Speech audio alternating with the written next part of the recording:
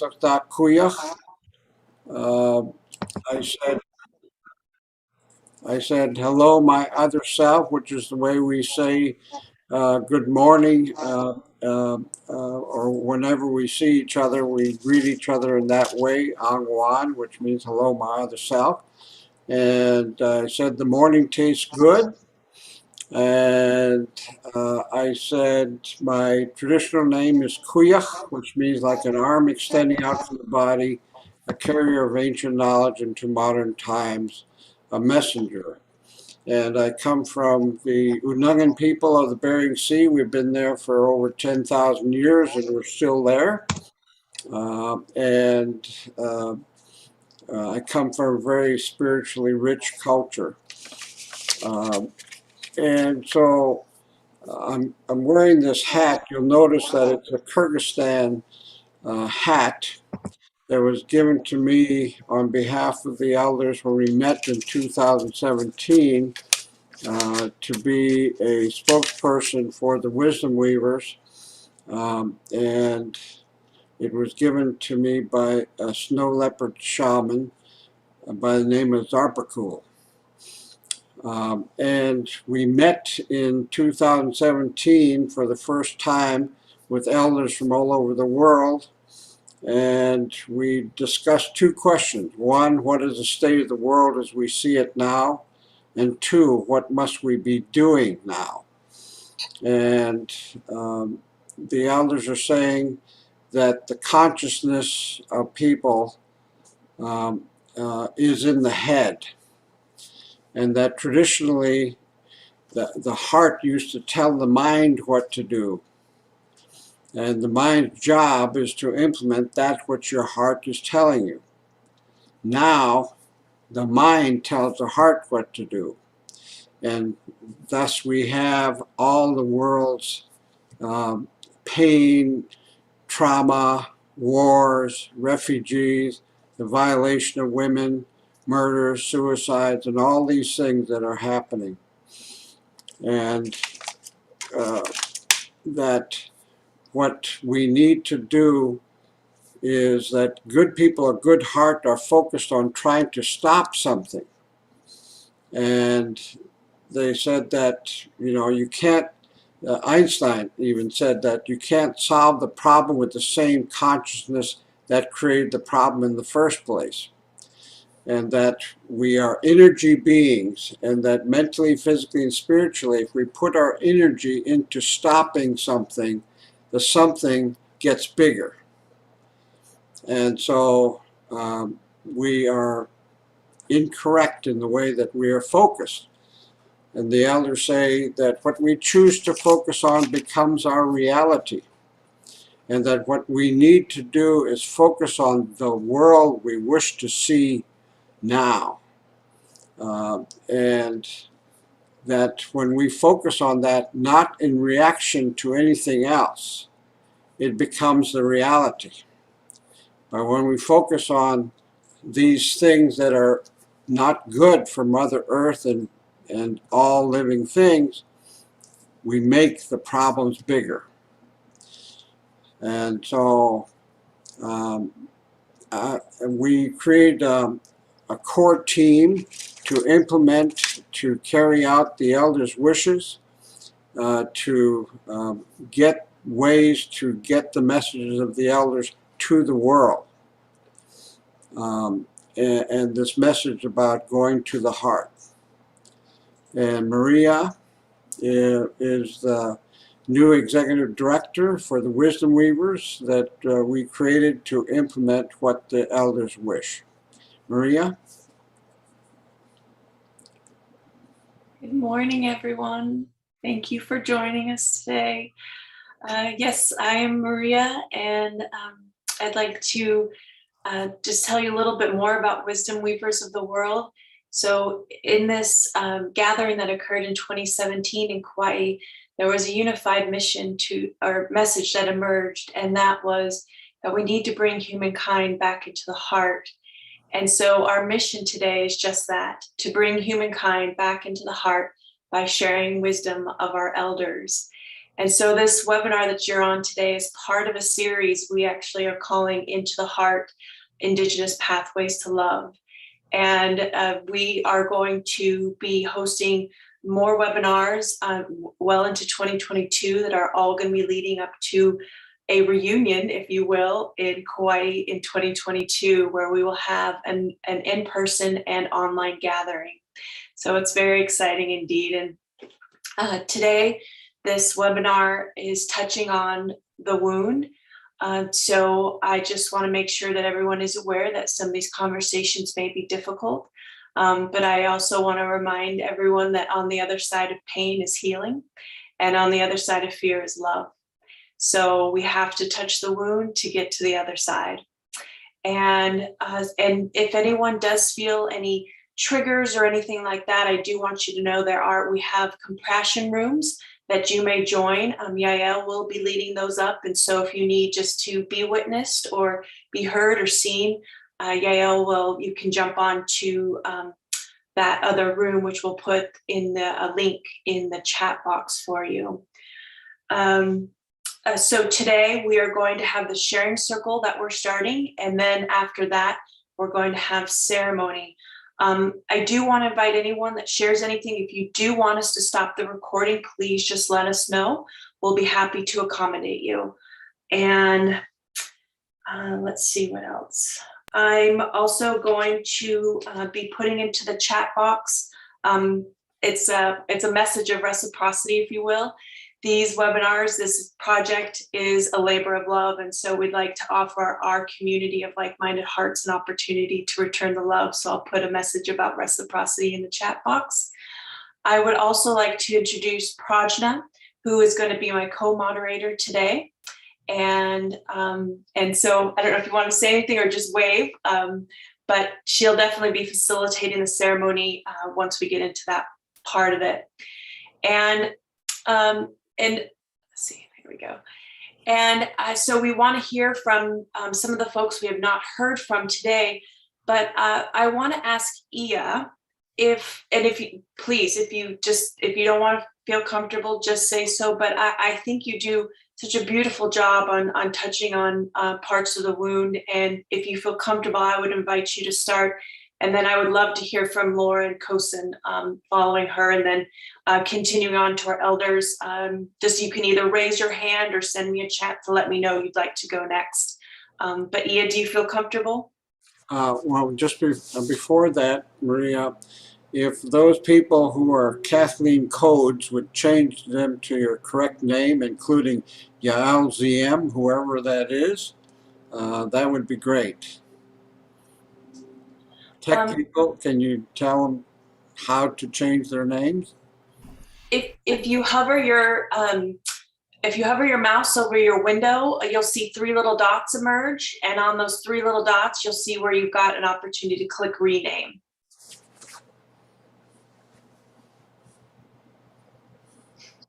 So Ia, do you feel comfortable? Well, I need to ask you a question first. Yes. How much time you giving me? And the next thing I'd like to do is, as alluding to that, to tell my story in the process of, so we can get a feel for each one of us have a story. Yes. And so what I'd like to do is share my story in terms of how I came to the spaces that I am in terms of my own healing journey. Well, we have today from 10 to 11:30 Pacific. And so, but I mean, I think just as we've discovered across this, now on our third day that we, just had to keep going when the Spirit tells us to do so. So I would say just share, unless anybody has any other advice they want to share with me. But we have 1, 2, 3, 4, 5, 6, about 6 other elders that will be speaking today. So I guess we can kind of keep that in mind if we have 10 to 11:30 Pacific, and it's already 10:20. Thank you. I'll be mindful. I know. And I think it's one, I like to say greetings from St. Croix, Virgin Islands. I'm living in Virgin Islands in the middle of the ocean. their grandmother. And as I introduce myself, I am an initiated priestess in the practice of Ifa, which people call the Yoruba religion. And also initiate in the Daga people's shamanic practice. So as I come, I will be alluding to, probably that's gonna come to the end and tell you how I got from where I am, where I began to there, okay? And I'll probably tell you my spiritual name. My spiritual name is Iya Omitoki. Iya Omitoki, mother of water, mother of power of water, mother, primordial light water, primordial energy water. She carries the primordial energy of both life and death. So that's one of my paths that I walk. The other one I'm not supposed to say, but I can say what it means. It means she who is able to raise those who've fallen from grace, those who have fallen to the earth. She's able to walk with them and help lift them up. She's able to walk between the two worlds, both light and darkness. That's my other gifted name. And I tell you that so you can have those in mind as I tell my story. I'm born Ribbley Adams. Ribbley, the daughter of Gussie Merchant, Frank Adams. I'm born a sharecropper's daughter in Pocahontas, Mississippi. I lived in a small town of elders and people in that community in Pocahontas, Mississippi. My family was farmers. They grew cotton. The story sometimes gets heavy, okay? So I'll do my best.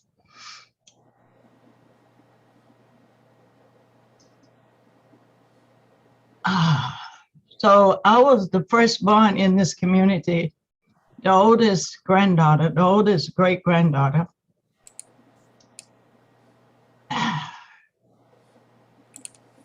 In the time I was born, our people had no lights. Our people had no radios. But somehow they knew how to measure time. That's what I remember. That's what I came to know. They knew how to measure time.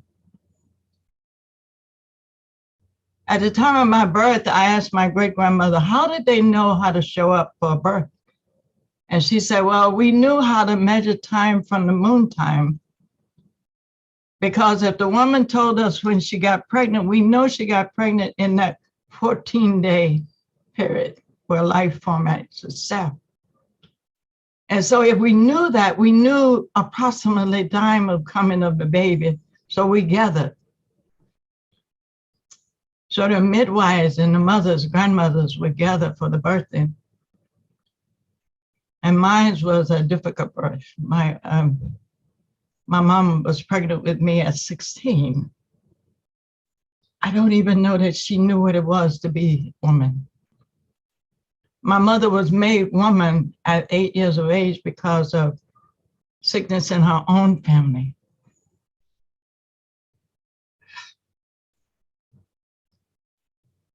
And so patterns, my mother followed that same pattern with her oldest daughter. She made me a woman at 8 years of age as well. And I told her, so I became the surrogate mother. So one of the things we understand in this cosmology is if we understand birth and order, at the time I didn't understand it, I walked with these wounds before I came to know this order. So I'm going back and forth in this story. So growing up there, one of the things that really I want you to hear, I did not know racism and separation and horror until I left that place that I grew up in. I want you to hear that. I, as a Black child, did not know racism and separation until I walked outside. Why is that so? Was it not happening? Yes, it was happening, but it was a community that shielded me and shielded its children from that pain outside.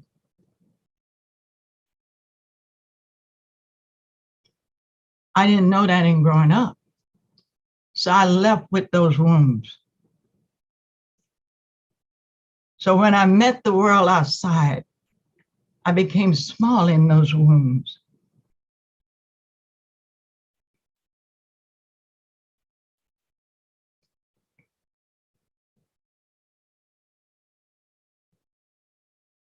But I walked them anyway. I walked them with my eyes open. Because one of the things that that community taught me was how to stand in my own truth without me even knowing how to stand in my own truth. And my great grandmothers was I credit them with that because they was like the ones who could do storytelling. One of my great grandmother was a medicine woman. So she did all of the herbs, and I learned the herbs by watching her in her garden. And one of the things I loved about her, she never bowed to go to the cotton field. She chose to do her garden. She chose never to go to a cotton field. She chose to do her garden and sell her stuff into a town to white folks. And what she would say to me, she taught me that, baby, these people don't separate you because you're Black. They honor your money. I make a money, I buy their stuff. And she taught me also how to see. She said, most time we don't see. She said, but remember that she had a word, a heap sees. I mean, a lot of people see, but everybody can't know things. But remember how to see beyond seeing, she taught me. I was only 6 years of age. She also taught me how to pay attention to nature. When we got home from school, my great-grandmother had another classroom waiting. What did you learn today as you walk from there to here? So we had to go into story time with my great-grandmother. These stories that my great-grandmother told me led me on my path outside of that small protected world. They were like seeds that I met on the way. My great-grandmother planted seeds about Africa. I know nothing. I thought Timbuktu was some story. I didn't know what it was because we had no books. All we had was these seeds that was planted in our heads. I'm so grateful you asked because they all came this morning. All the great-grandmothers came this morning in my beginning. I don't know, they just showed up today. So all of those great-grandmothers, they taught me different things, taught me stability, taught me how to listen, how to pay attention to what was in my world around me as I walked away. Did I walk with pain? Yes, I walked with pain. I blame my mom. I ran from that place because I felt it would kill me if I didn't, and it probably would have, because the trauma, there was no one to interpret what I was seeing in the world. At age 3, I would ask questions of the other world, and my mother would tell me I didn't see nothing. At age 8, I shut down because it was not okay to ask those questions. It was not okay to see. It was not okay to question whatever the other world was. And it wasn't that they were suppressed, they was protecting me. Did I know that? No. I didn't know they was protecting me. They was protecting me from something that they knew that they could not even interpret for themselves. Because to dance an African dance, I knew how to dance an African dance. It was in my mind. At 8 years of age, I would dance a dance, and my mother said, where did you get that old Ethiopian dance? I didn't even know what that word was. What they had been taught that anything that had to do with Africa was damned, and it was ignorant, and it was darkness, and it was evil. They had been taught that. It was sanctioned that they could not allude to their remembrance of what it was to be African people, even in their practice. So it found its way into their spiritual songs. into their prayers, into their homes. So those are the seeds that took me on my journey, took me into the civil rights era, into early marriage, to escape something I didn't even know what I was escaping. It became part of the walk. Because really it's not it's part of the walk, because what I come to believe and trust that there's a design. And if we listen, whether it's a difficult journey or a smooth journey, it's always something there for me to learn. Did I not know that? No, I didn't know that. I didn't know that until I could walk back into Mississippi. Until I could walk backwards and look again. After I'd gone on my heroic journey, on my what we call vision quest now, into those initiatory spaces and watch and look and embody my own personal experiences, marriage, failed marriages, fair relationship, whatever, but learn from them. What are they here to teach me? And I was thought to be strange, because no one else around me asked those questions, even my siblings.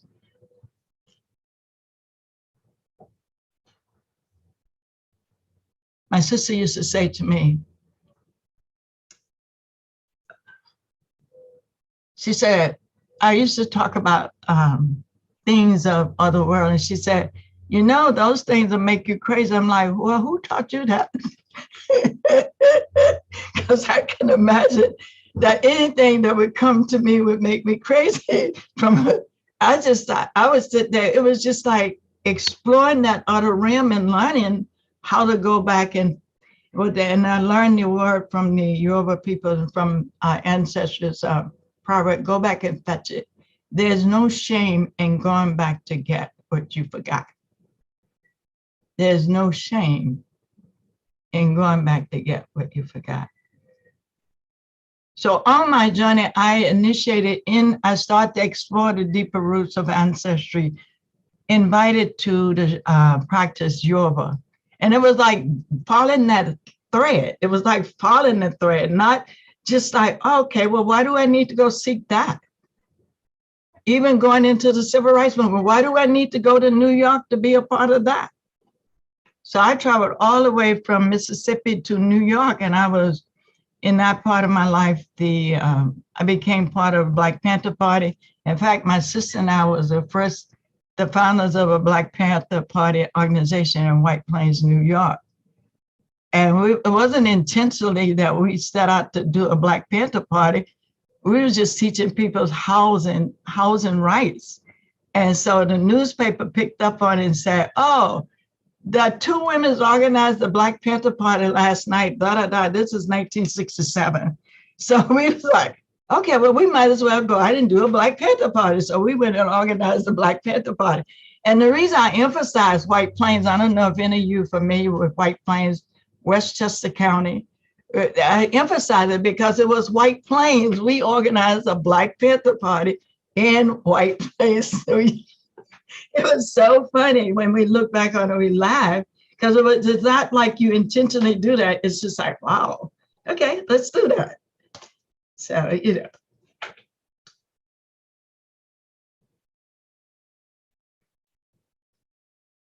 So going backwards into that, after my journey out into the 37 years, and I know it'll take a whole volume of book for me to go piece by piece and all of that. So I'm just giving you guys little pieces of it.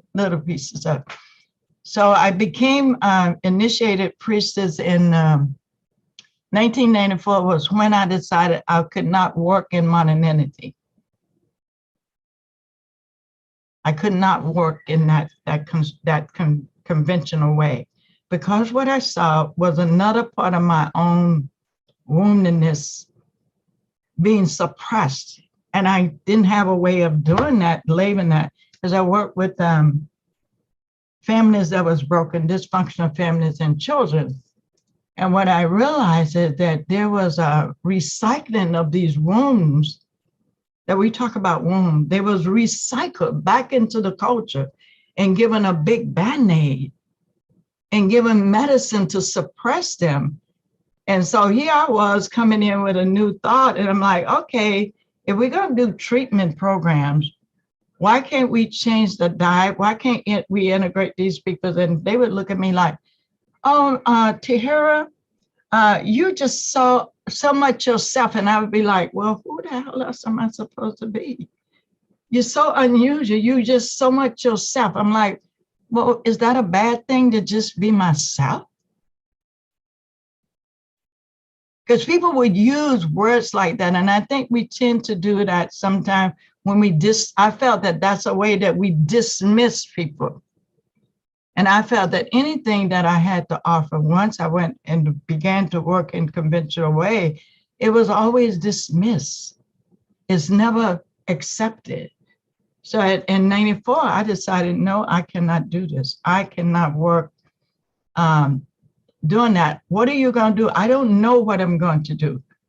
So that was my first time to come in touch with a Native American shaman. And so he read me and he said, I don't know if you know that your ancestors are calling you to bring a kind of medicine. I wanted to take food and do food. He said, no, that's not food. They want you to bring another food, but go do the food. Go do the food if that's what you think. And so I always take that because that was my first time walking out, meeting the shaman, and he said, go ahead, do the food. They're not going to let you off the hook. So at the same time, I started seeking initiation. So that's when I came into Ifa, and I was able to walk back into my family and see the wombs and ask the right question. What happened? I asked my mom when I went back, because here's the civil rights movement we've gone through, and all I saw was violence, premature pregnancy, and big churches had gotten built. The old churches that came together with the grandmothers was no longer there, where people came together and said, oh, Sister so-and-so having a problem, let's come together and pray about that. It was big churches where we take care of pastor, and they had these auxiliary, and I'm like, what happened, Mom? In 37 years, what happened? What happened to the elders? What happened to?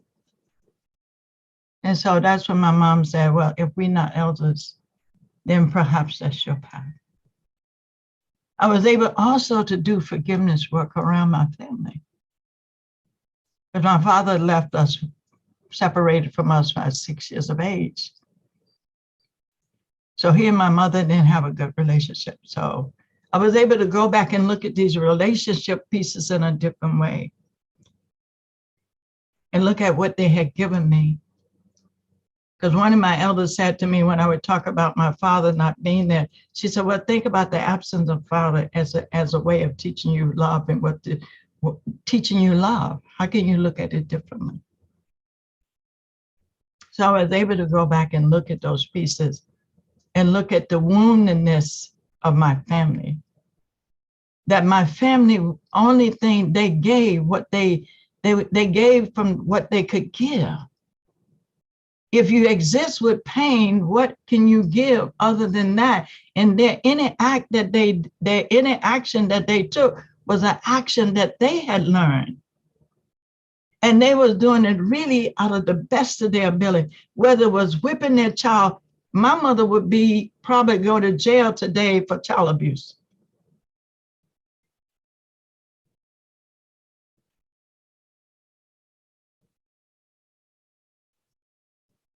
But one of the things that Mom and I was able to do was sit at the table, because she loved to sit at the table. As we sat in circles, that was her circle. She loved to sit at her kitchen table. And so she would always say we was two women, because she never felt like a mother, like whatever that is. It felt like I was more her mother than she was my mother. And when I learned through the Yoruba practice that sometimes we are born, we come in to fill that gap. We come in as that mother to fill that gap. We come in as a mother. And so you become the mother, not the mother in the sense we have an attachment to mother, in that we don't know mothering means mothering Mothering, I am a mother to the community. That's what my community taught me. There was women's everywhere. They was mothering the whole community because you didn't walk away. You couldn't get away with anything. It wasn't a bad thing. They was mothering the community. They would say, get on home, child. You don't want to be caught in the dark, child. Come, let me give you a bowl of food, child. They was taking care of their community. And so most time we don't see this in the Black community, in African American, what we call African American. I don't even call myself African American because I'm a Black American. I'm born here. I'm the descendant of African ancestry. I'm born here in the America. And I'm a pup in the America because I inherit Irish family, Native American family. So it would be what a pup. But to me, those pieces that I inherit brings me to that wholeness of what we call an art. Because if we have an experience, what was the purpose of the experience? What lessons did it teach me? How did it bring me to here to set in this heart today? Because one of the things I think we do, we take these lessons, they're hard lessons, but we take them on and we judge them and we suppress them and we harbor them in this traumatized way, and we keep it cycled in this culture. Never transmuted. What did you teach me? What did slavery teach me? That's a hard question to ask. What did it teach my ancestors? And what part of the sacred law did we violate that we had to learn that lesson? That's what I ask. What sacred law did we as a human species violate that we had to come to and learn these hard lessons? To me, that's the way I get back to the heart. Because if I got a heart condition, and I do have a heart condition, I don't go and seek the doctor to take care of the physical heart. I said, what are you here to teach me, heart? What damage has been done to you, heart? So how do I take that and bring it back? Because one of the things I learned from Sarah Merchant, my great-grandmother, that the body is the teacher. The old healer, wounded healer, heal thyself. And when you heal yourself, you can heal others. That's what I learned from my great-grandmother.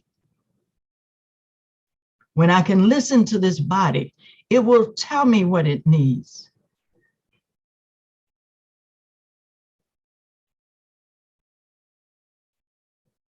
So that's how I get back to my heart, is listening. What's teaching me here, not out. Out here informs me about what's here. I need to go back and heal.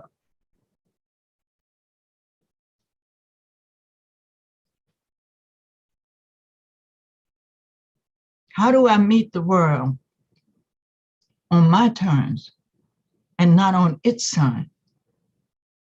It's interesting. I was telling my great-granddaughter about a story about when I left home. The first job I got, somebody wanted to pay me a dishwasher job, 15 cents a day. Think about it, 15 cents a day.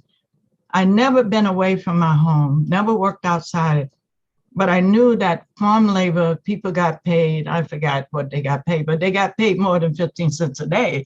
So when I walked into this cafeteria and they was gonna pay me 15 cents a day, and I didn't ask, they don't bring you in, they don't tell you what they're gonna pay you. So 15 cents a day. So I asked one of the people, well, how much they pay you? 15. I said, okay, I want to see you tomorrow. So they said, are you coming back? I said, coming back for what?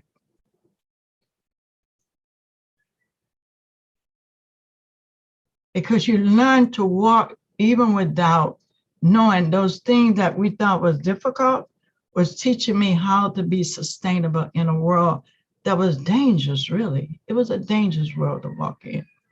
And that's what those elders and ancestors was trying to teach me. It's a dangerous world out there, child.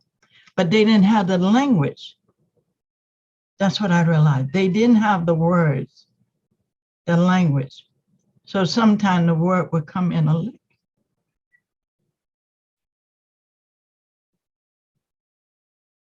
To tell you you was hard-headed or you wasn't listening.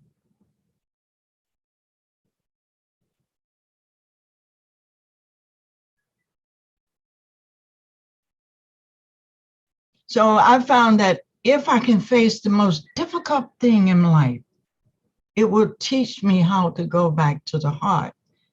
Because I think that we have to learn both these dark, light, and dark. Sometimes we want to walk in just light, but we got to walk in. To me, as an elder, especially as an elder, we have to learn to walk between these two worlds in order to reconcile and recalibrate a new world if we want to go forward. That's what I learned. And that's all I can offer is my lessons, what I learned.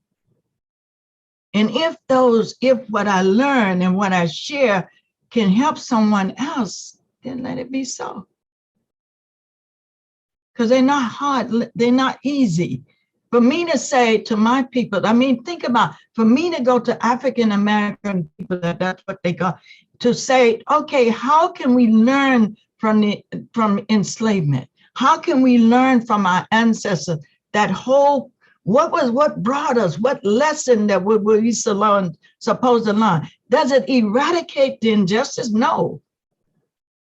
Because when we learn our lesson, we know how to go back and create balance of justice. When we learn, when a child learns to fall down, nobody teaches us how to walk. When I teach my students, I say, no one taught, how did you learn to walk? How did you learn to talk?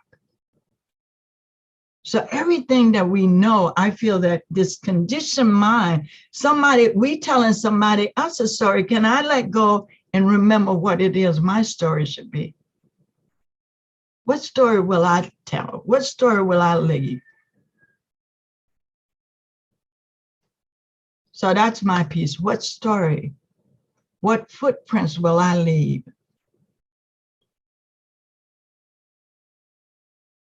What will my story say to my grandchildren, my great-grandchildren, and my community? How will the earth remember that I walked here? So with that, thank you. I hope all of that makes some sense. I know it's stringy, it's all over the place, but thank you. Before we turned over to Laura and Kosin, I would just like all of this community to wrap Elder Ia in her arms and just send her lots of love. You are very loved. Thank you. Kosin, Laura, if you would,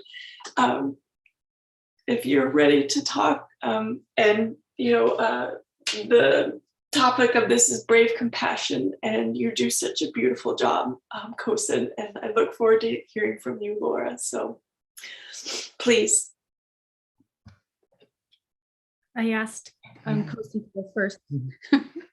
Yeah, and if you could introduce yourself, that would be great. Okay. Well, first I want to say thank you, Elder Ia.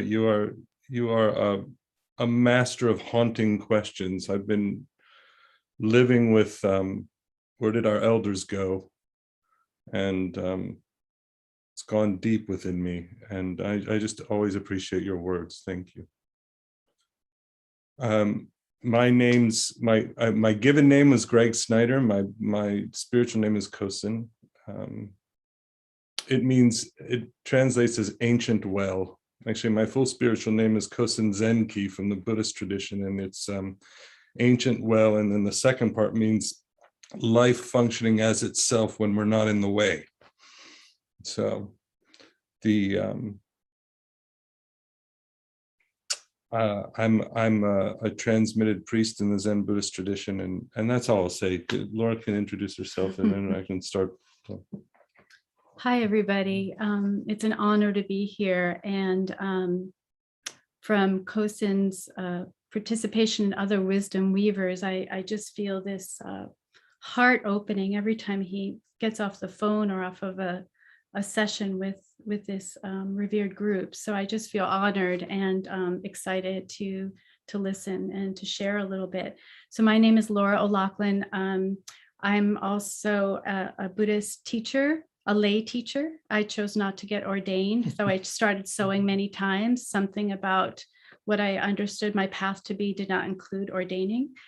My Dharma name, I had two. We have a Dharma name, one's manifesting, one's aspirational. The first one was Compassion River, Nourishing Wisdom. And my recent name, when I got transmitted, a lay transmitted, is Forest Moon, which is a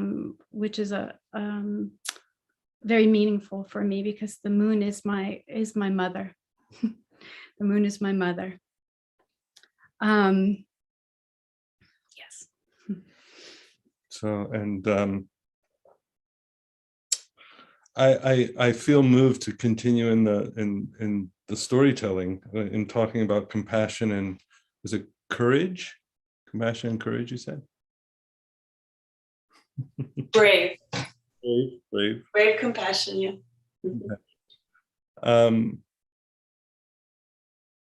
I was born and raised in the Susquehanna River Valley in Pennsylvania, and I was raised as in Pennsylvania Dutch in German farming communities there, and my everyone I came from, for the most part, were farmers until my generation, really. And there was I'm feeling this call to talk about the wound. And I think the wound, when I think about and feel into my own parents and grandparents and great grandparents, it wasn't that long ago for them, because they were Mennonites. It wasn't terribly long ago for them that they were living as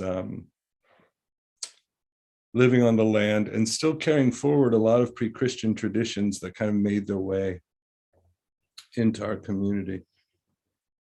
But that there was in my family, there was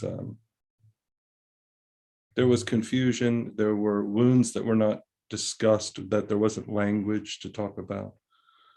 There was the men could be brutal and not know why. I think they didn't know why they were brutal. And I have to feel back at it. I left that community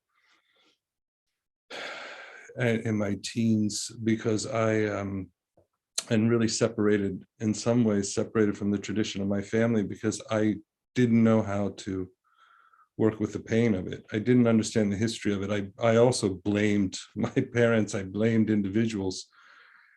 And it wasn't until I felt into, it really was actually, to be honest, and I'm deeply grateful to the elders of this community and to the elders I came to. It was when I ended up being an activist and working with the Zapatistas in my early 20s. So I started being around Mayan elders. And it was the first time that I had the sense of what it was to understand a wound of being broken from tradition, being broken from ancestry, being broken from that wasn't a conversation where I grew up. There was no ancestry. There was no tradition. That wasn't the Christian church. There wasn't any language for even talking about. I mean, we were with the land, but not in a spiritual way. We were with the land in terms of growing food and things like this. And yet when I went into the forest as a child, there was some way that I remember one time sitting by a spring that was under a moss bed as a 7-year-old and feeling a conversation, and knowing that, and being afraid of being caught, that I was in conversation with the forest. And how I knew that already, how I already knew in my body that what I was doing was dangerous in my community in some way.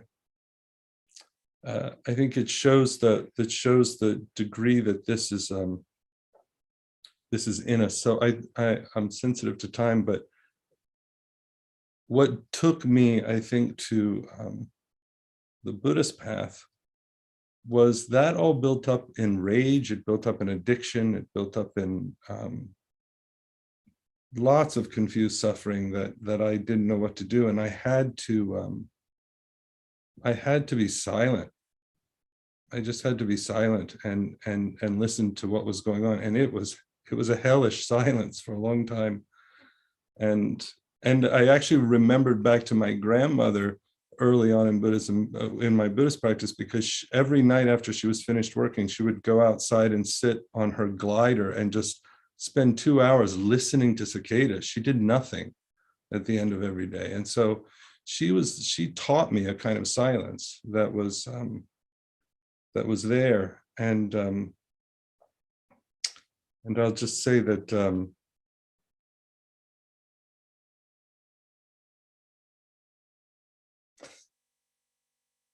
the brave compassion, the wound that Elder Ia brings up in this conversation, the wound needs to be healed, and the wound also has the memory of what's been lost. The wound is the pathway to what's been lost. And so there was through the practice, through spiritual practice in my life, and being with these wounds in ways that being quiet and still with the wounds, it was through that process that I began to discover what was lost, how much separation was there, how much the mind, the intellectual mind, was ruling over the other ways of knowing in the body, and coming down into the wound was actually, and the wounds of the body was giving voice to an interconnected body that still had a memory of what it was to be a human being with Mother Earth and with this life. So I'll stop there because I know there's not. Please, you go ahead.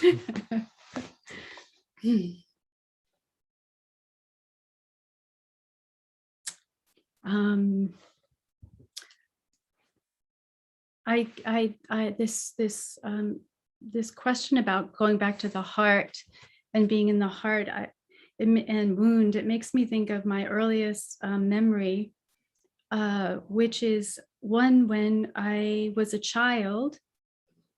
I had visited my grandparents, and my grandparents lived in a diverse neighborhood. I lived in a purely white neighborhood on Long Island, actually developed to segregate us from everyone. And I went to visit my grandmother, who had this little white fence in front of her house. And on the other side of the fence were these lovely children. And my heart just opened up, and I went to go play with them. You know, that the natural state of my heart was one of compassion and joy and connection. And I turned around and looked at the fear on the face of my grandparents. And I was told in that moment to not play with these children. And my heart was confused. And over again, I was told in church that these are the people that are going to heaven, and these are the people that aren't going to heaven. And my heart was confused. I didn't understand how to do this. And I grew up with immigrant parents, grandparents on both sides, and hard. They seemed very hard. I love them very much, but they were, their heads were down all the time, and they were just getting through the day.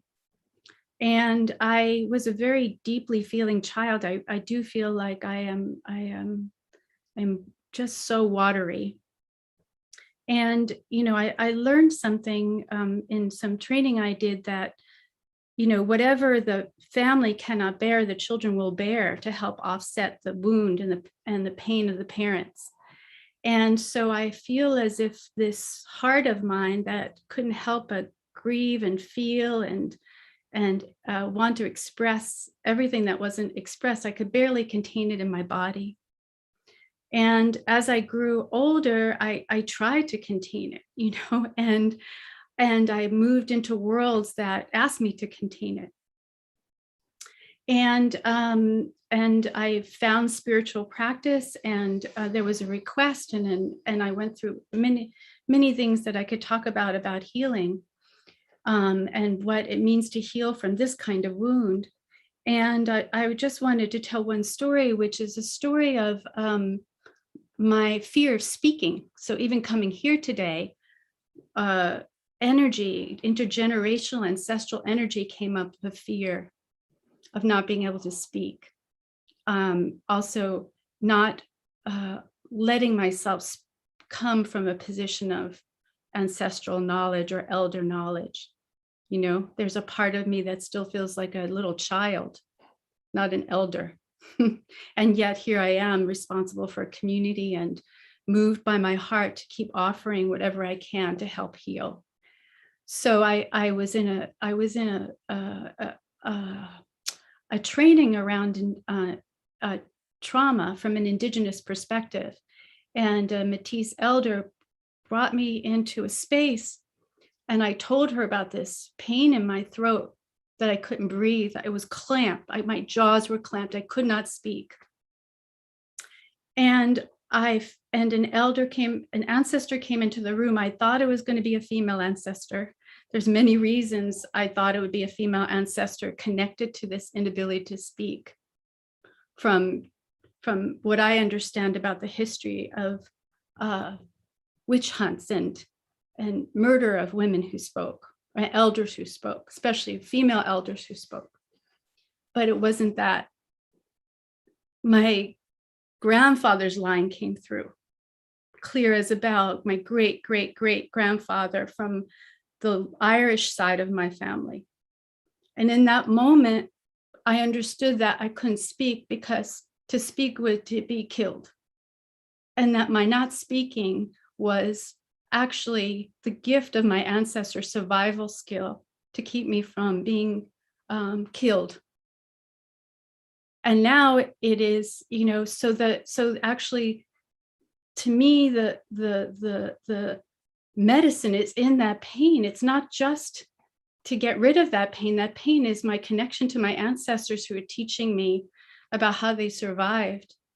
So how do I actually care for that and have compassion for that and actually applaud?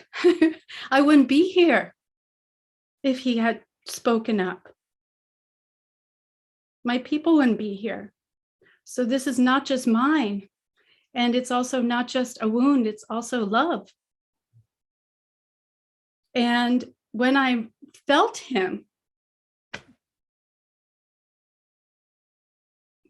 I felt surrounded in all directions in connection, in a way I still can't explain with words.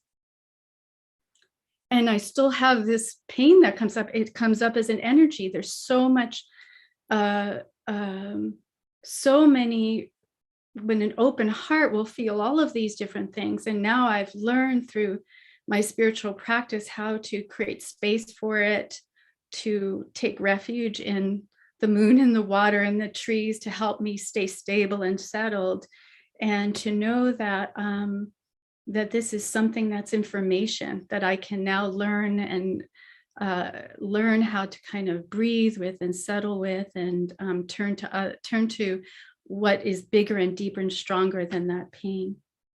So yeah, so that's what I wanted to share with you. And I think this is really what the work we're trying to do in community, especially with European descendant folks, to understand that if they can learn to find themselves way back there, find their pain, understand their connection, they can create the grounds where they can put down what is so harmful. Yes, so this is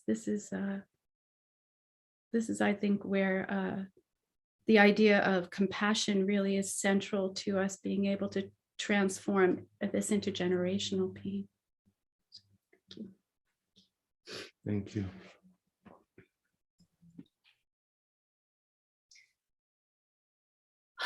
Thank you. Thank you, Kosa and Laura.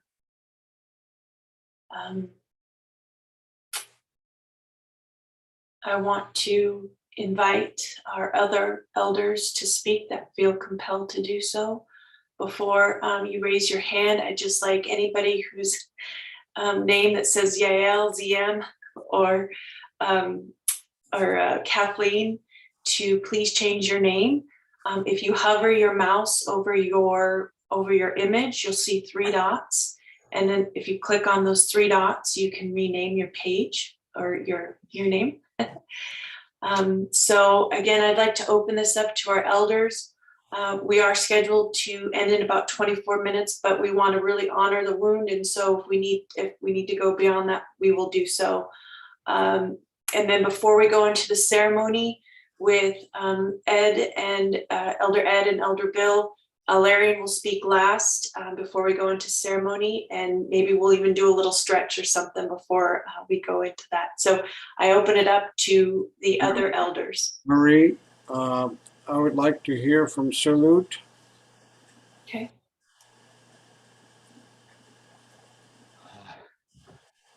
Okay.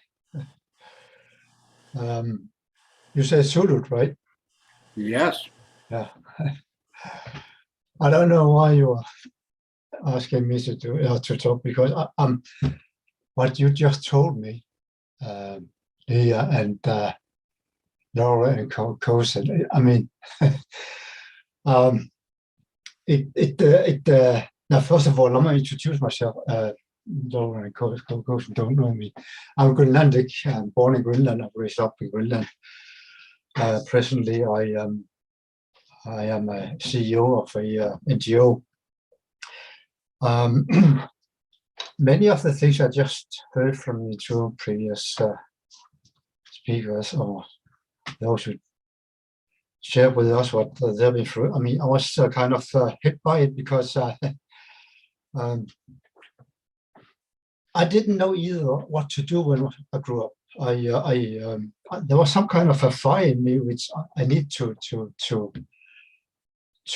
drown. So I used drugs and alcohol for quite many years until I went through a treatment. But nevertheless, some of this which has been said, I can recognize, especially through my ancestors, which on my father's side, because what we didn't know when I was a child, and even though when I grew up, that was that my grandfather took his life in front of my father and all his brothers. They saw him shot himself, and it was a shameful thing to do. So my grandmother, she locked the door, and nobody knew what was happening until someone knocked on that door and asked them what was happening. All that I didn't know until after my father died, and I went up north in Northern Greenland to find out what happened when my father was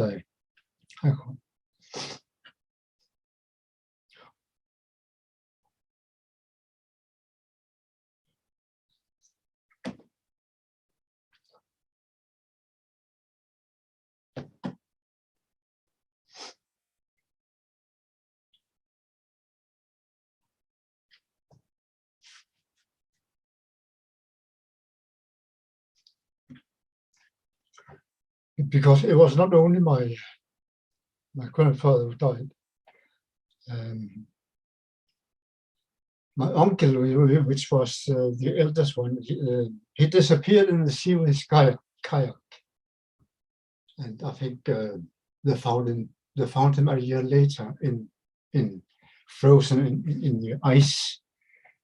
And my father's last brother, my father moved to Nuuk, the capital of Greenland. He became one of the first educated Greenlanders in the telecommunication system. And his brother was supposed to follow him. And that's what he did, until on the way he drowned. Now, all that we didn't know when I grew up. But somehow I'm the only one of the 3 sisters who have somehow I think my father didn't want to give me the pain, but I have it.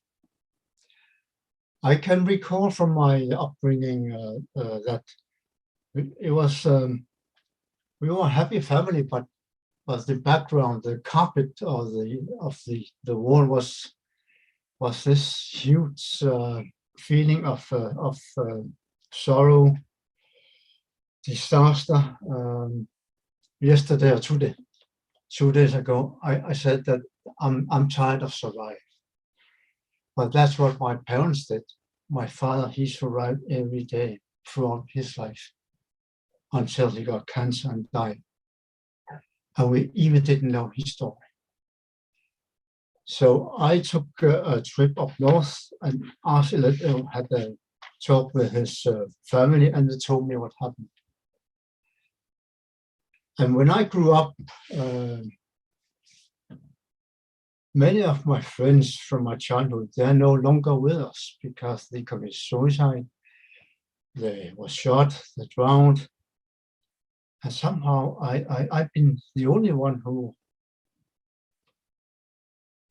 survived, because I tried to in an evening where I was drunk. But I'm sitting here, I didn't die. And I told you a couple of days ago that I crashed my paraglider and I was I survived. A helicopter hit our house when I was a kid. I survived that. But I've used years to try to find out what is why why me? What is it what is the message someone wants to give, someone wants to do me, or give, that I'm going to give my fellow Greenlanders or people I know. So years ago, I started a men's group, which we were running for 5 years. And I think we had 100 men going through the men's group. We had, if you have anxiety, anger, jealousy, then you can join us. And we did that 5 years every Wednesday, even if it was Christmas or whatever. But that's 15 years ago. Later, I took myself a master's degree. I've been at the top of the administration. But I still have this feeling when I'm trying to talk about these things, I start shaking. It usually starts here. I'm afraid of standing up and speak about what what my party know. It's my mind who is controlling what I'm trying to say. I never open up my heart to say, this is how I came here. When I was young and was studying at the university, my other mentor, he used to be a Catholic priest, later became our member of the European Parliament. He became my mentor. And one day he told me, you have to go and visit some small islands in Alaska called the Pribilof Islands. And that's where I met Larry. And I knew that there's a meaning with that I have to go back from Greenland all the way up to northern Greenland, from northern Canada to northern Alaska, and to go back and speak with Larry. I didn't know you at the time, but somehow I needed to know, where am I coming from? What is our story? And maybe most importantly, why did I go through all this? I still don't know, but I have this growing feeling of this is the right path I'm on. Some days I have it as if I'm walking on thin ice in this, because I really don't know what it is. I told you about my experience when I was at the Minnesota Center, where it was engulfed by this something, which I don't know what it is today, but it was so powerful. I do still remember it, those few seconds or minutes when I am in trouble. there's somebody standing right beside me, a huge power, which made me feel that even stones have life, that we have to give love to everything on this planet. So yeah, whenever I'm in very deep trouble, that's what I can recall these few seconds of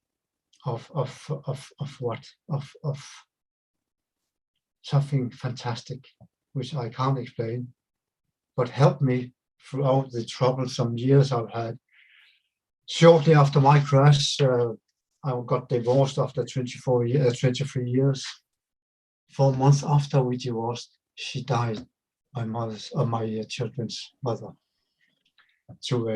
because she had a brain tumor. That we didn't know. And I did go through all this pain, but still this day today, I'm 16, I just turned 16 not so long time ago. I can feel, my body can feel that it's about time to start talking about all these feelings. All this is what hurts, not only in my life, but what my father gave me of pain, but to make me understand that this is probably my job to talk, because I do have an understanding of how I came to this point, and also understanding of why my people, we are only 56,000 Greenlanders, why we came to this point. We are not that many who speak several languages, who do have a master's degree. And that's what I'm doing. I no longer seek high position. I can't use it. What I can use, what I'm doing today, is try to make our people understand that a sustainable life, with all its aspects, this is my job today, to talk, and also to talk with those who got time to listen to me, especially young people. What I did to go to this point. So this is my second day with you. I'm so happy to join you, because your story, we are not that much different. I thought when I was in men's group, it doesn't matter whether you're Greenlandic, Danish, South African, from Southern America or Eastern Europe. I mean, anchor is anchor, no matter who you are, what you are. Love is love, no matter where in the world you're coming from. It doesn't have a color. We are human beings, and that's what you told me, Larry, years ago. We are beings. It took me many years to think about what is it to be a being. That is, no matter where in the world we are from, what color we are, fundamentally, we are of the same stuff, so to speak. We do all get angry. We fall in love, etc. It's very powerful, yet we do all understand the power of being in love and beloved. And that's fantastic. So thank you to all of you. Thank you.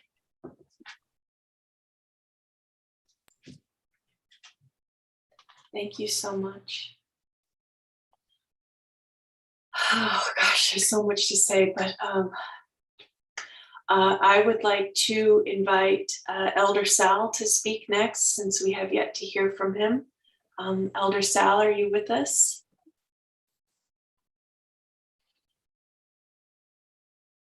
We've had some technology issues with this, so hopefully he can come on. I saw him. Can you hear me now? Yes. Oh, great. Yeah, I have to hit my space bar to unmute it. But how about the video? Can you see me?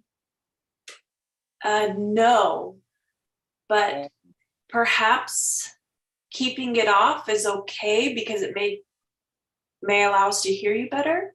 But if you would just tell us quickly who you are. There you are. I see you. All right. Now, can you hear and see me? Yes, sir.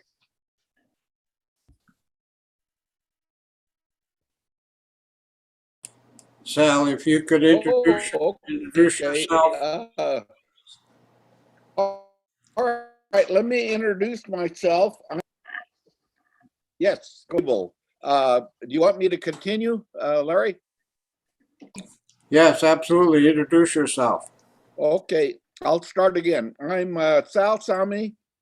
I'm a Hopi and Taichpam from Oregon, the Hopi from Arizona, and I grew up in both cultures.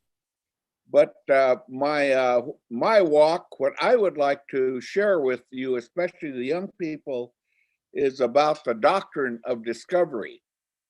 When I first talked with Larry, it's kind of how I got introduced to the peacekeepers and the organization of the elders that he's a big part of it. Anyway, after that, I called Larry again and we reconnected.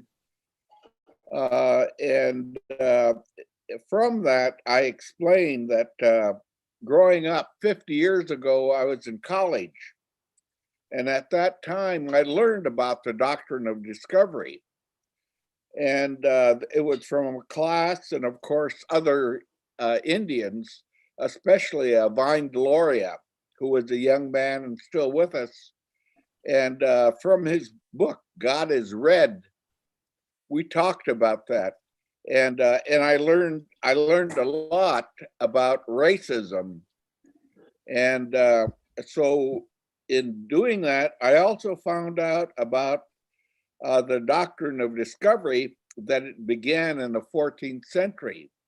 And what it was how the Christians, in their minds, acquired the right and the will and God's order to come to the new lands, to all the territories that they needed to colonize, because they were wanting to expand their empires. And the Pope, especially, because you probably, well, maybe you didn't know, but the Pope was very corrupt, and the early popes were very corrupt people and their families.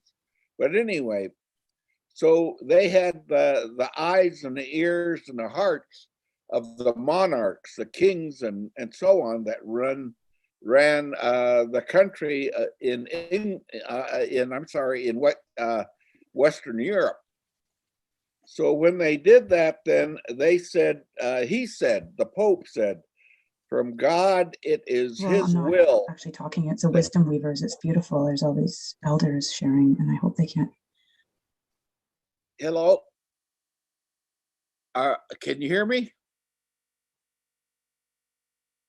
How's that? Can you still hear me? Yeah, we can hear you. We got interrupted because someone had turned on their mic without knowing it. Oh, okay. Anyway, as I was saying, then as a young man, a young student, I learned about the doctrine of discovery and where it came from. But it wasn't just the Pope. You have to go back to the time of the Greeks, Aristotle and Socrates. And what the Greeks believed was that if you were not a Greek, you were a barbarian. And racism and the Greeks hold the pillar to racism in the history of Western man. But anyway, when they did that, then of course the kings and queens and so on, they send out different people to go and colonize, to take the land by any means from the indigenous people, because it was the will of God. Somehow, mysteriously, God talked to him and said, it's okay to go out and enslave and by any means take the land and the property and all those things that the people that inhabit the new lands So what they did was they planted a sword, and a sword, of course, is like a cross.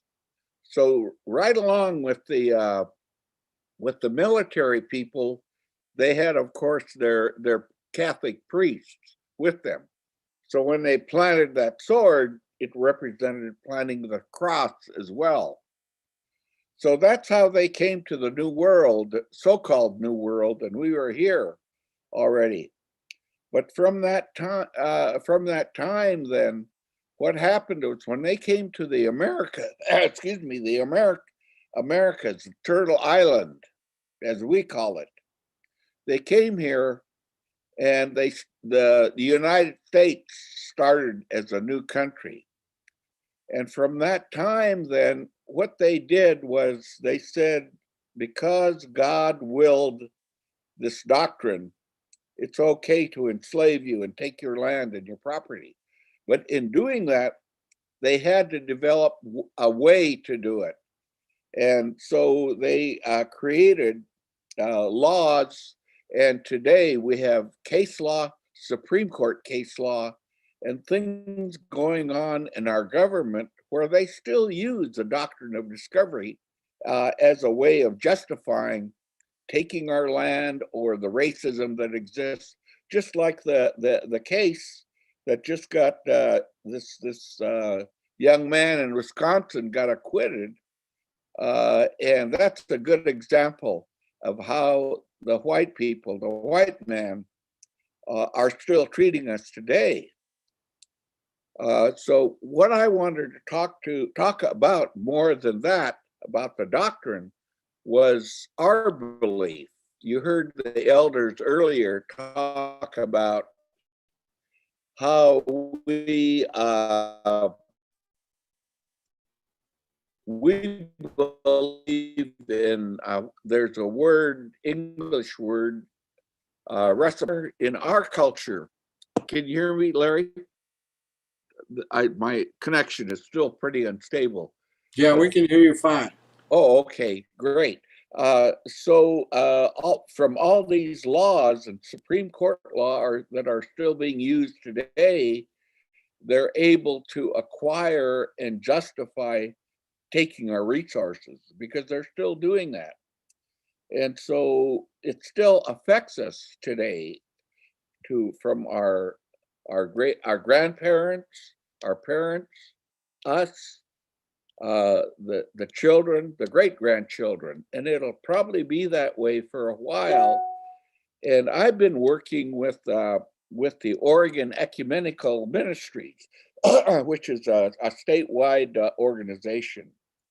But I want to come back to Tamanwit, that word.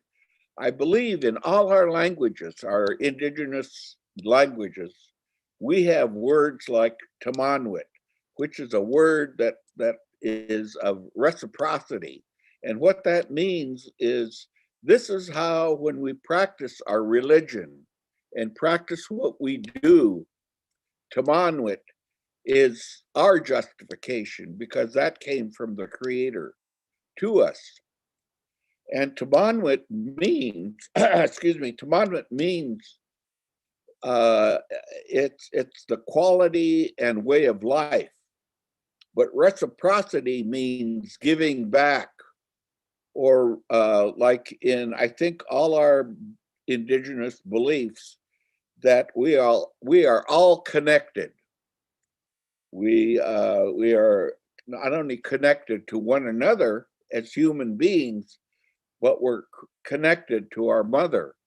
And probably some of the elders talked about how, for example, in my belief, we have the sweat house. And in the sweat house, we believe that represents Mother Earth and the womb, where we all came from.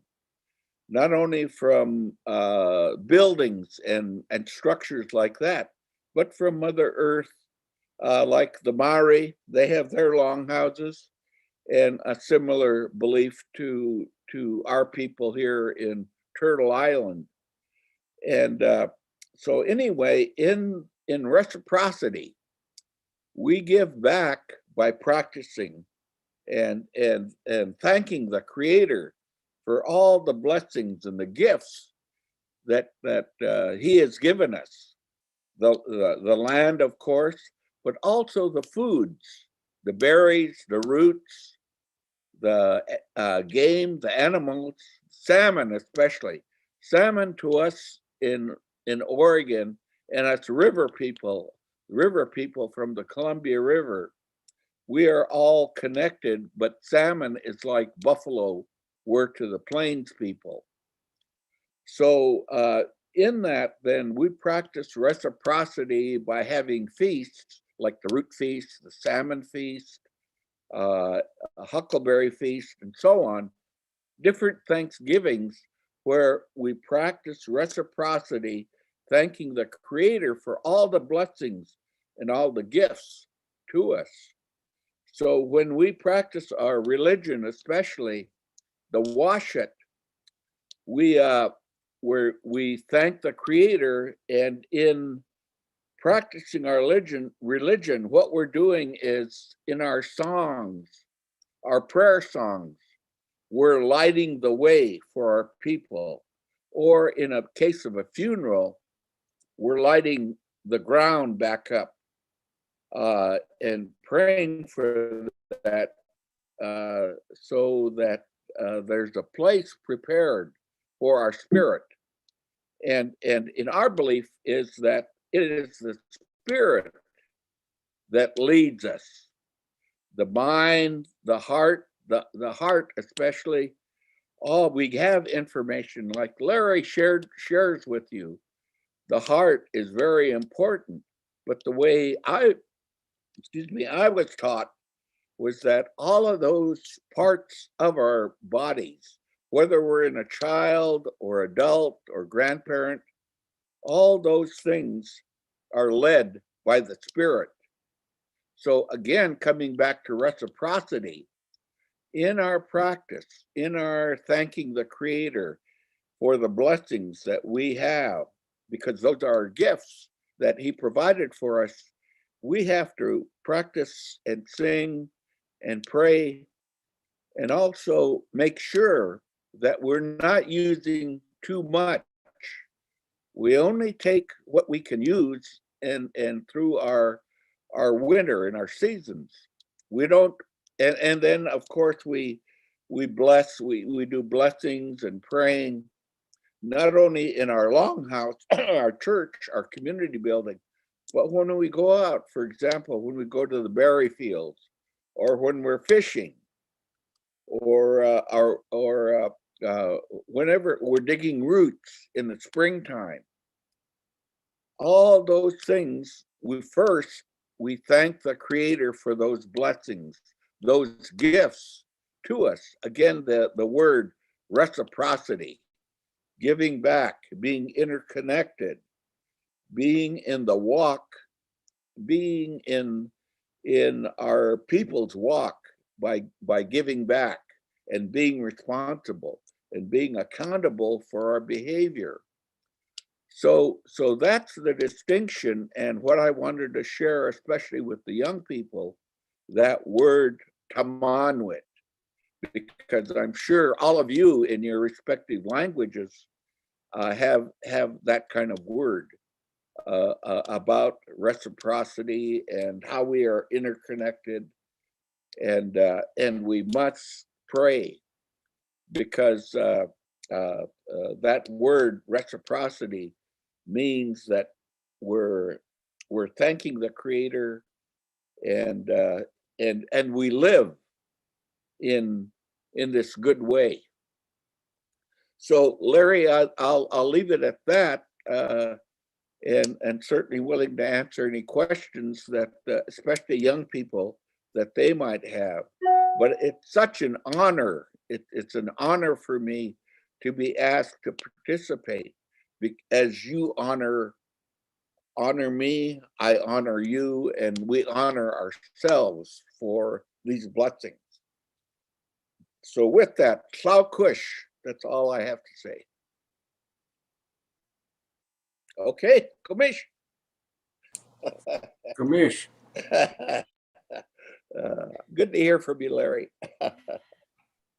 Elder Sal, thank you so much. And I'm so grateful that technology worked today and we got to hear these powerful words from you. Thank you, thank you, thank you. So we are now at 11:35 Pacific, but we still have more elders to hear from. And Elder Marie, if you would be so kind to grace us with some of your words, and then Elder Gina, I would love to hear from you as well. If after Marie, if you feel so like doing so. All right, Marie, please. Okay. Kuya nakfa jamai hokka. I am again here listening to all of you speak, and I resonate and recognize and everything, and some of the things that you say, it takes me a while to try and understand and figure out sometimes, but I speak simple English. English is my second language. I'm more comfortable in speaking Yupik, my mother tongue, but I can okay, I'll give you my name. My name is Achanak. Achanak means woman. It just means woman. That's my calling name. And my other name is Juploch, my formal name. And my English name is Marie. And these are all names that were given to me by my mother and her family and the community of Nunapitchok, a tiny little place, a village of about maybe a little over 300 people on the tundra, treeless tundra. And I was given their name. They were the names of my grandmother, my mother's mother. So I carry her name the best way I can, her spirit. And the pain we're talking about, through that name also with my grandmother is something that I have to work with. And it was, the community I lived in, the village Nunapichok was like a nest, a place of protection, of love and connection, and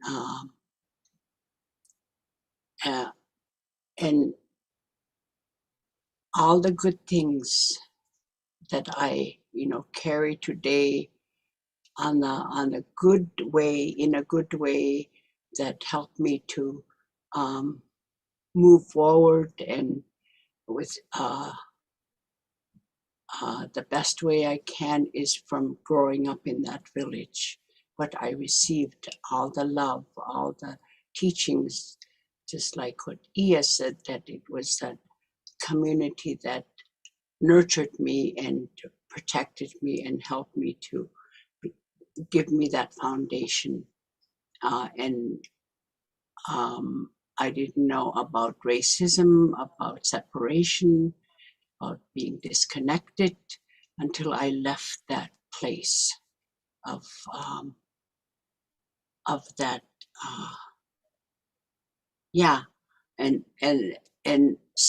also, so I listened to Laura speak about the voice and not being able to speak and being afraid to talk, being afraid to speak is also, I can understand that, I can relate to that. being able to share, growing up in the village, going to school, being forced to learn English and being told not, if you speak your language, you are going to be punished. So those things really traumatize, people that are totally restricted and, experience that. So I relate to that. And so it's sometimes difficult for me to share, but it gives me joy, it gives me inspiration to know that, those are just fears and just conditioning, ways that were, forced upon you, but things that I can,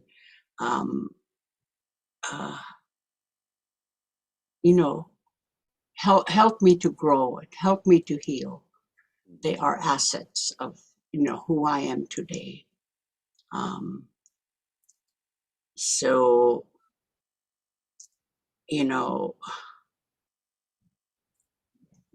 going out and leaving that place of protection is when I started to begin to realize that there was also something missing in that nest that was taken away. That, leaving that nest and realizing that and beginning to search and look for ways to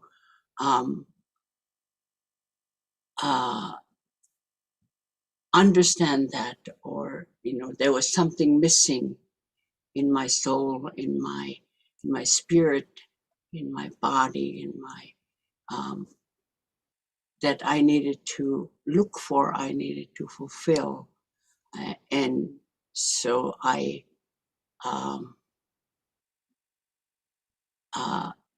I had to leave that nest to see that, with a different lens, to understand that and to begin to come back to find my way, returning, and so that's part of my story, my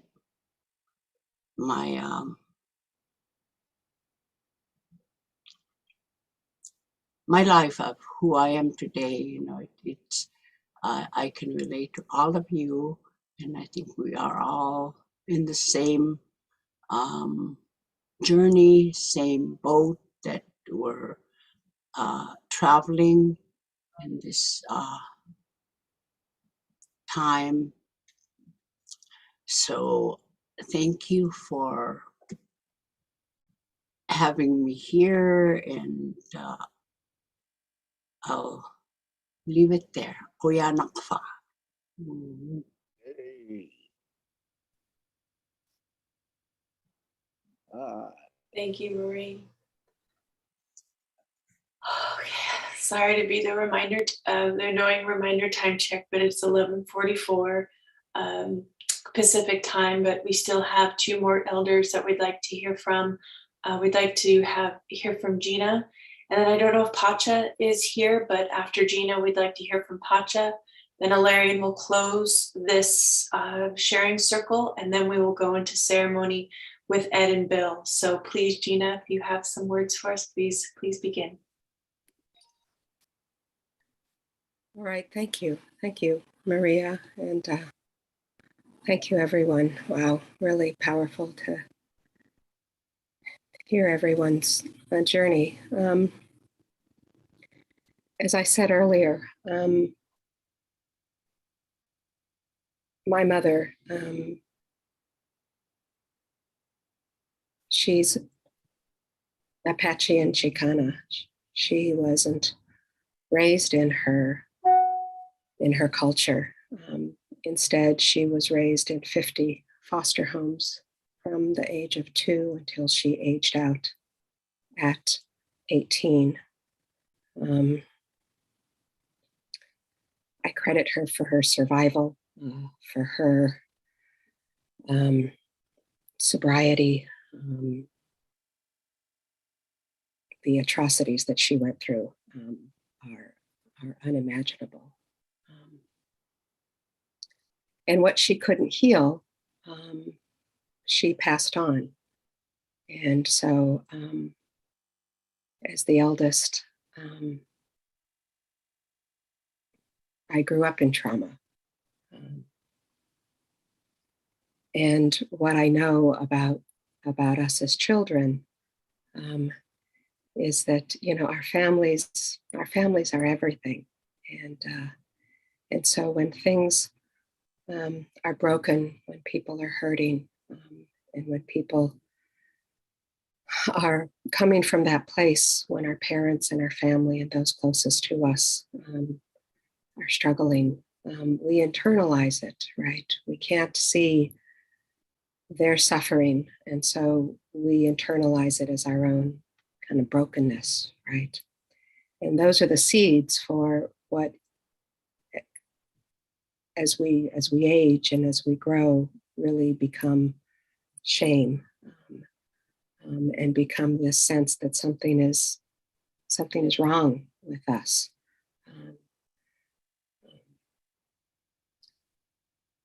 And so that's what I felt.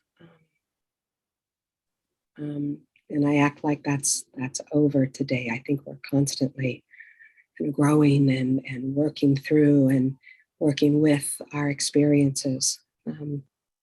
I had helpers. We know from our culture of Mitakuye, we know how we structured things when, before the Doctrine of Discovery and before we were ripped from the right way of living, that it takes a village.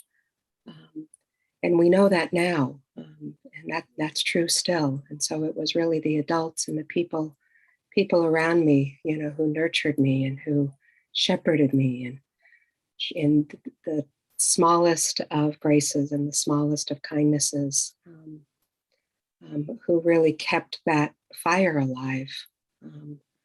I've heard people talk about kind of images that have come to them that have strengthened them. I didn't understand that as a child, and so they frightened me. But I had that as well. There were animals that I would see that no one else would see. It terrified me at the time, but it always came as a warning when things were going to be hard. There was a vision I had as a child telling me everything was going to be okay. It scared me to death at the time. But bit by bit, that kept a light on inside. And for me, leaving home really saved my life, and going out in the world and traveling and realizing that what I grew up in wasn't all that there is. And we could choose, helped me feel more free. Over time, I came to understand this idea of alchemy, and this ability that we all have to transform the bad things that have happened, to transform the harmful experiences into something that can be gold, that can help others, that can help us be of service. And that's what I've been able to do as a physician. What my patients have taught me and what I've learned over time is that it's not enough to know our history as a people. And it's not enough to know our history within our family, our generational history. We really have to be able to connect the two, and we have to see how our lives are really the expression of history unfolding. What happened to my ancestors isn't something out of a page in a history book. My body holds the blood memory of those experiences. It's what makes it hard to speak sometimes. It's what makes it terrifying to be in public sometimes. It's what holds me back at times. It's what can cause me and my patients to self-sabotage. If I understand those things, if I understand that it's not what's wrong with me, Gabor Mate said this, it's what happened to me, right? It's not what's wrong with my patients. What's wrong that we're drinking and we're drugging and we're doing all these things. It's what happened. What happened? And if we can understand that it's not my fault, it's not my fault, but it's my responsibility to not pass on that pain to the next generation. What I'm able to heal, I won't pass on. And the more that we hold our young people front and center in our mind, the more that we heal our parents, and we heal the parents in our community who set the stage for what our children are experiencing. So many of our children are having to be parents themselves. We have over 2 generations who were directly impacted by the doctrine of discovery and by cultural genocide. 2 generations of parenting that was lost for a lot of our people. And that's at the core of the suffering. We don't like to talk about it. My patients don't like to talk about it. It feels like we're blaming. We're not blaming our families. We're understanding what happened.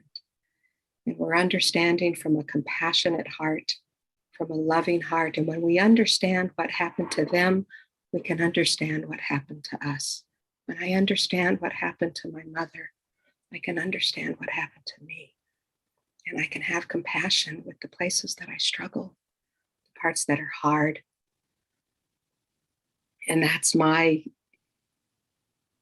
the front edge of my healing. These things that have happened in history, they're not pages out of a storybook. We hold in our blood memory the experiences of our ancestors. And I feel that every European holds that as well, because they too were victims of colonization, whether they may have no memory of it, but it happened there first. And so we're all walking around with these epigenetic changes, right, that are in our DNA and affect our ability to handle stress. They affect our physiology, our cortisol levels, our ability to feel present and feel whole and feel connected. And that's such a core piece of what it takes to be right, to live in right relationship. That the more that we can understand how those events touched us and that there's nothing wrong with us. In fact, our resiliency and our survivability tells us how powerful and how strong the medicine of our culture is. It tells me how strong the medicine of my people are, because it's still within me. And if I can, the more I can shed the shame that wasn't mine to begin with, wasn't any of ours. And I can connect with those deepest, with the part that was never touched by what happened to me or any of my people. That becomes kind of the source of remembering who I am and making that journey home and coming back to tradition, to the ways of life because we know how to do this. We know how to live in a way that is sustainable. And the more that, and what I've seen is the more that I can bring that to myself, and I can bring that to my patients, we can journey together and we can see that we're not separate. They're no different than me. Their addiction is a substance. My addiction got me through medical school. That we can see why that numbing out is necessary, how it saved our life, and how now we're trying to do something that doesn't just save our life, but helps us thrive. The more we can do that together, like we're doing here, sharing stories, telling the truth about what happened, releasing the shame, and doing it in community, not doing it alone. That's been my saving grace. And that's what gives me hope. That's what makes me not afraid to go, not just through the pain, but in the pain.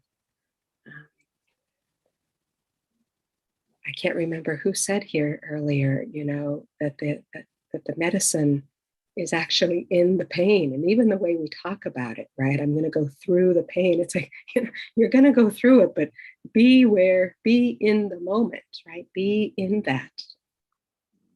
Yesterday's talk somehow triggered me, and I had a flash, remember that we used to know how to do this, right? We lived in a way that was in harmony and that was in relationship, and the sorrow that came out of it, the sorrow that came out of the realization that my mom can only go so far, and Creator has blessed her to go that far, and I can't fix it. I can love her, and there's no one really to rage at. But there's work to be done, and just taking that moment to just let those feelings come and be able to grieve for what happened.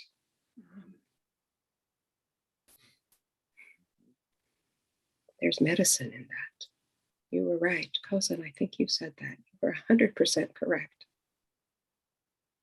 And there's medicine in this gathering, and it's a privilege to be here with all of you.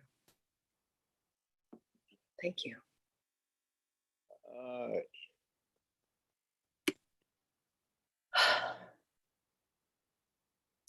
Thank you, Gina. There are so many things I would love to say right now in this moment, but it'll be for another time. And I would really like to invite this community to think about having further webinars on touching the womb, because there's a lot of collective trauma, and there's a lot of collective healing we can do together. So, but we can have that discussion another day. So what I'd like to do is I would like to remind everyone to look for ways to care for yourself today.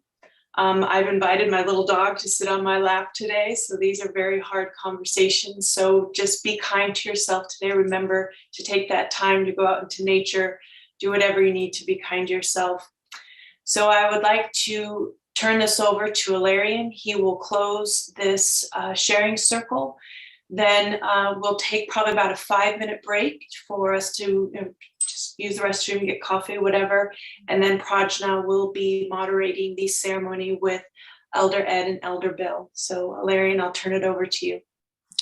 Thank you, elders, for sharing your powerful stories in prayer that it would help everyone else.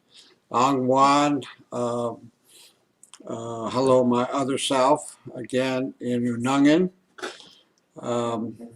I come from a very spiritually based people where we developed the most densely populated linear mile of shoreline in all of North America for our time, in a place that's very hard to eke out a living, the Bering Sea. And, we even have stories about how our people used to be without any kind of footwear, even during the wintertime. like the Buddhists where they sit on the snow and they melt it. Well, that was my people. And we never had any food storage technologies except for air drying. When I asked my elder, Father Lessenkopf, at that time, when he was alive, what is this all about? And he says, look at those seabirds. You think it worries about where it gets its food the next day? And are we any different?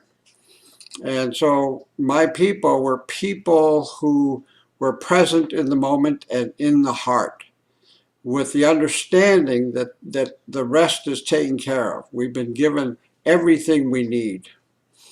I had a very traditional upbringing. My generation was the last generation that had a traditional upbringing, where the whole village raised me, about 450 Unungan people on an island, a very small island, 12 miles long and 5 miles wide, with 1.5 million fur seals, northern fur seals, 2.5 million seabirds, 1,000 reindeer, and 450 Unungan people. It was a very magical place to be raised. And at the same time, I was born a slave. And I'm probably one of the few people that you meet that was actually born and raised as a slave. We were first the slaves of the Russians, where 80% of our population was wiped out in 50 years. And then the US government took over in 1867, and from that point on, they continued what the Russians did, which was to keep us as slaves. We achieved our political independence in 1966. And it was true slavery under the hands of the US government. They kept us as a captive labor force to kill fur seals so that they can sell the pelts on the international market. And it was, we were rationed everything. Our houses were rationed to us. Our food was rationed to us. Our clothing was rationed to us.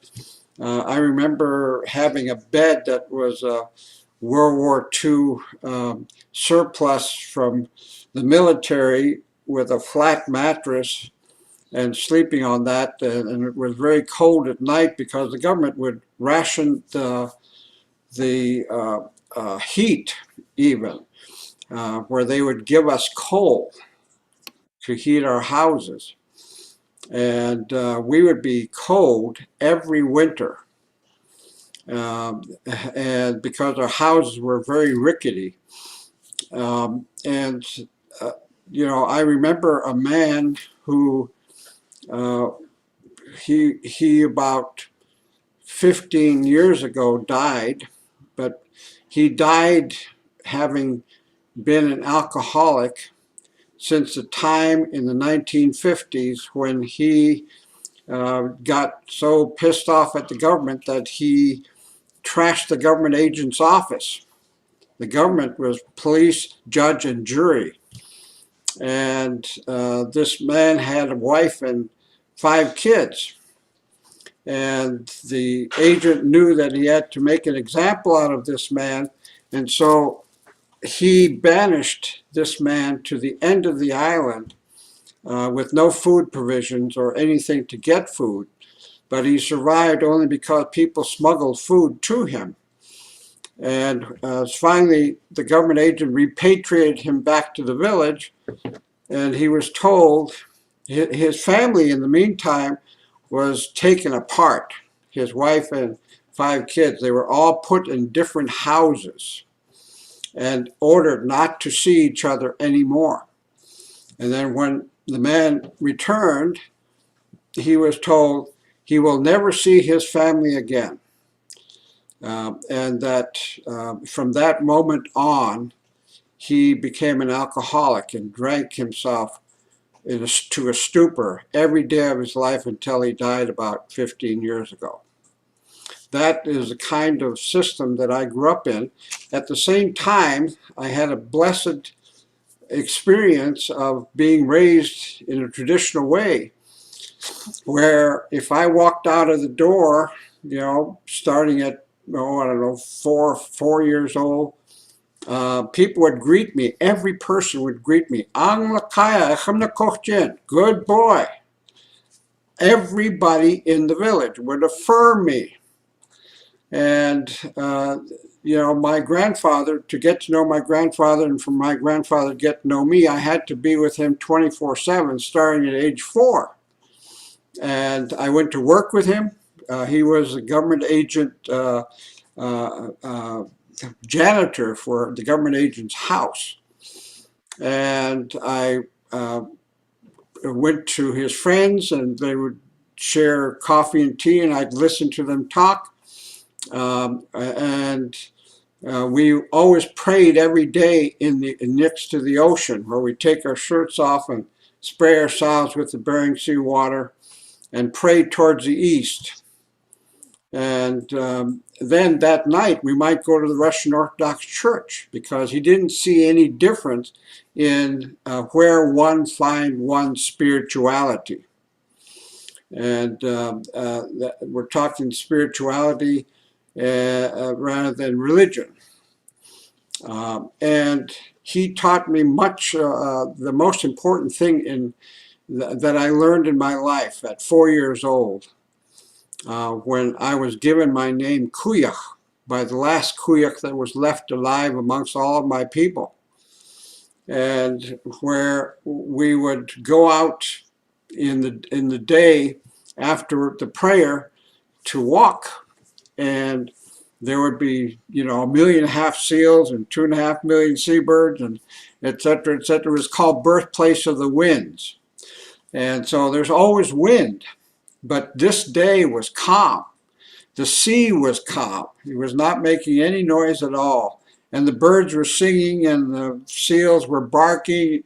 It was such a beautiful day that I had to remark in Unangan Tunu, the Unangan language. I said, you know, Papa, it's sure beautiful out. And he said, he goes like that. Tuda. That's all he said, tuda. And what that means is listen, but not listening with your mind, but listening with your whole body. And that explained in one word why and how our people survived and thrived in the Bering Sea for over 10,000 years, and we're still there.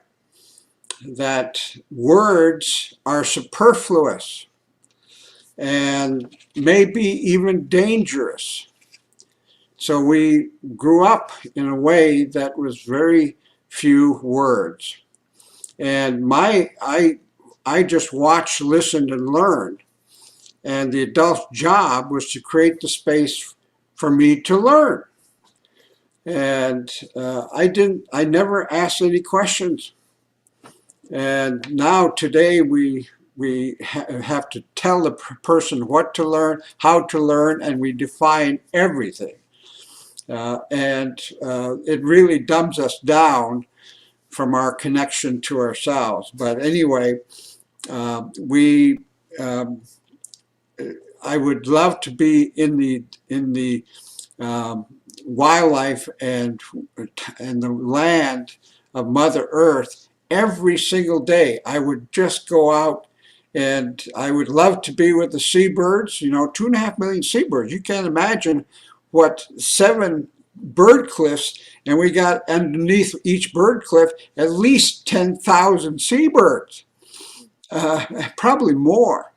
And I loved that these seabirds were there. And so I would walk out of the village for 3 miles by myself in the dark to go to be with the birds when they wake up at sunrise, because I just loved them. And I would watch them, just fascinating. Can you imagine thousands of seabirds all flying in every which direction, up, down, every different kind of speeds, and all kinds of sounds from different species. I mean, we had thick-billed murres, common murres, least ocklets, crested ocklets, tufted puffins, horned puffins, you name it, we had it. And then one day, I was 6 years old then, I noticed that they never even clipped a wing. And so I said, well, I want to be a seabird. I was 6 years old. I didn't have the words at the time, but the seabirds are a field of awareness. And so I practiced not thinking for hours each day until I got to the point where I could not have a single thought coming through my head for hours. I can still do that today. And that's when the magic happened, where for example, I could feel where the sea lion is going to be in the water in a field of water that's 180 degrees because we're on an island. I can tell you when the sea lion is going to appear and where. I could tell you when we went fishing for halibut, hook, line, and sinker, whether or not the halibut's next to the line, what it's doing over the line, how it's, and then when we hook it, if it's hooked by the lip or the jaw or the side of the body, I could tell that. I can tell you whether or not it's male or female. I can tell you what size it is, 2 or 3 foot, 4 foot, 5 foot halibut. I can tell you how it's going to fight on the way up. All of these things are considered feminine, that somehow we have lost track of the understanding of the masculine and feminine being in balance with ourselves. Well, our people practiced that. And the best hunters and fishermen were people who had this ability that anybody can have. And at the same time, I was 6 years old when I had double pneumonia, and I almost died. I was in the clinic for 6 weeks. The clinic was run by the government, and the government didn't allow our people to visit because they thought, well, our people would steal. So they didn't allow my family to visit me at all. And when I got down there, the doctor, my mom took me down there. Things were just spinning so bad. And the doctor said in front of me, you know, he might die. And, you know, then he said, you got to lower his temperature, so put him in cold water. So he put me in the tub of cold water, and I passed out. And then I was laying semi-conscious or conscious or unconscious for 3 weeks in that clinic where I was all alone. I would wake up at night in my own urine and excrement and by myself looking at the room. And then I would say, I don't want to be here anymore. I'm going to go where I'm safe. So I would go unconscious and go to a place that I cannot describe. It's a place that is connected to everything. And finally, when I was released from the hospital 6 weeks later, I wouldn't sit down with my family to have dinner anymore or lunch. You know, because I didn't want to be amongst humans. I would take my plate and go into my room in our small house and eat by myself.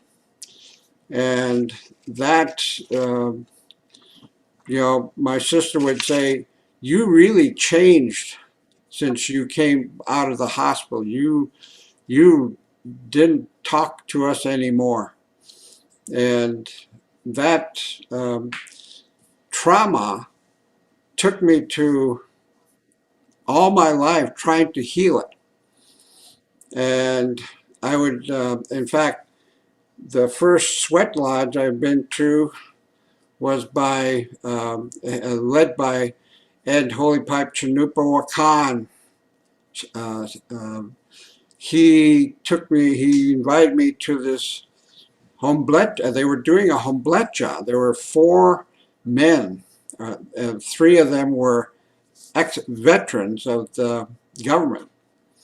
And he invited me in to do the sweat with them.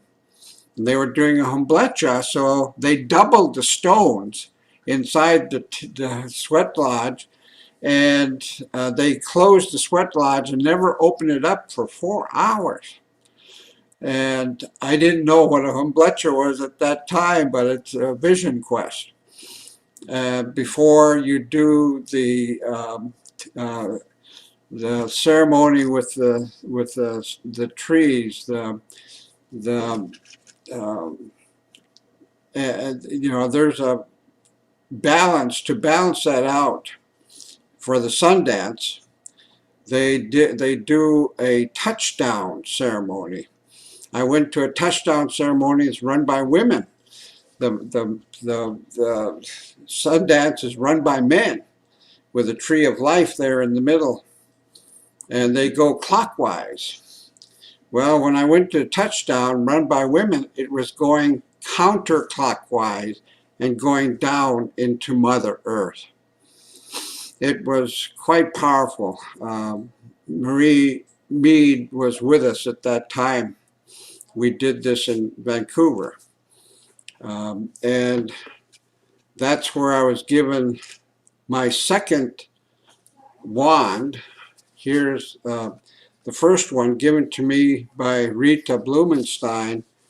And when she gave it to me, she said, you need 2 wings to fly, one for physical and one for spiritual.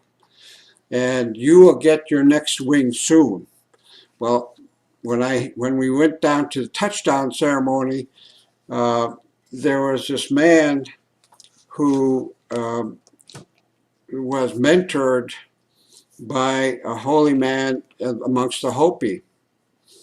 And he said that in the sweat lodge that I went to, that I reminded him about what he must do to pray.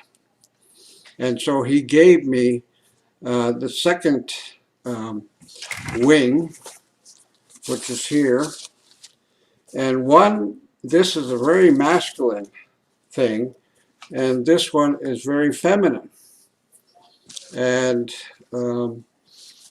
so Rita was absolutely right. I got it almost a year later. But anyway, what I find is that, you know, my first spiritual experience was in 1983. Of course, as a child, I just did the child things, and that was wonderful. And then, and learning from the elders. But the elders, you know, we suffered like the Japanese Americans. We were interned in Southeast Alaska by the American government during World War II, where we lost 10% of our population due to malnutrition and disease. And like the Black Americans, we were enslaved. And like the, let's see, we were enslaved, we were interned, and we had our Holocaust, like the Jews, where we lost 80% of our population in 50 years. But yet the elders never had any demeanor or energy or thought or word or action that indicated hate or anger or rage or grief. And they told me, you know, if you carry this kind of thing because of what our people experience, you not only hurt yourself, you hurt your people. And so I grew up in that way of very forgiving elders. First, the elder said, you got to forgive yourself. No matter what it is, forgive yourself.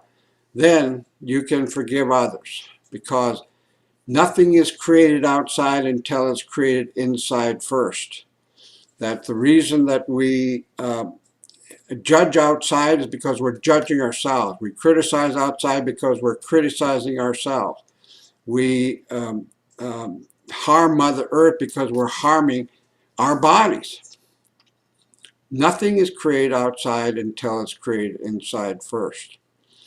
And so that was a great lesson. And ever since, when I was in my 30s, I got to live out the legacy of my name as a messenger. So that's my story. Thank you very much. Larry, remember these were given, Larry, at that Sun touchdown dance, the lead medicine woman passed these on to me around that tree of life. I didn't know that. Thank you for sharing that. I want to brag too. My mom used to call, let's show off. So my son gave me these a couple of years ago, these Moxies. I haven't worn them yet because I have to have some special occasion, but yeah, Payo Sheikh. So yeah, thank you for sharing that, your gifts. Thank you, Sal. Maria? Oh, well, I think it would be a good time to take about a 5-minute break. Prajna, does that sound all right to you, or 3 minutes, or what are you thinking? Sure, 3 to 5 minutes, and we'll come back and Not 3 minutes, 5 minutes. 5 minutes, 5 minutes, and we'll come back and begin our ceremony. Yeah, we're going to do a special ceremony with Elder Bill and Ed as the elder who's going to explain what the ceremony is about, and then Bill will tell his story, and then we're going to do the ceremony. This is really a ceremony about healing, at first for his people, and then for the rest of the world. And so please do come back. If we could, while you're on your break there, since we're going to be going into ceremony, I would ask all of you to clean yourselves off in whatever traditional way that you do that. I use sage, or some people use cedar, different things to cleanse yourself before you come into the ceremonial mode. And so that will be part of the ceremony. Is if people approach towards the ceremony, that's one of the first things the helper will always do. Will be there helping to clean them away from themselves, all of the things that are blocking us, and then also maybe any negative energies or what constitutes a bad spirit that may be following people or molesting them. So if you would do that, for those of you who want to come into the circle, and I'm going to use this time to do some other preparations, and then we'll get going. Bill and I will make some exchanges and get going. Yeah, this will be a very traditional ceremony, so it's very unique. And what we have done is we're not going to put this on YouTube Live. It will be here just for 30 participants. We have other participants that wanted to be part of this, but since we don't know who they are, they were asked to go to YouTube for this program. And so when we come back, we'll have only the 30 people that have signed on. Thank you. Okay, we'll reconvene at 11:30 Alaska, 12:30 Pacific.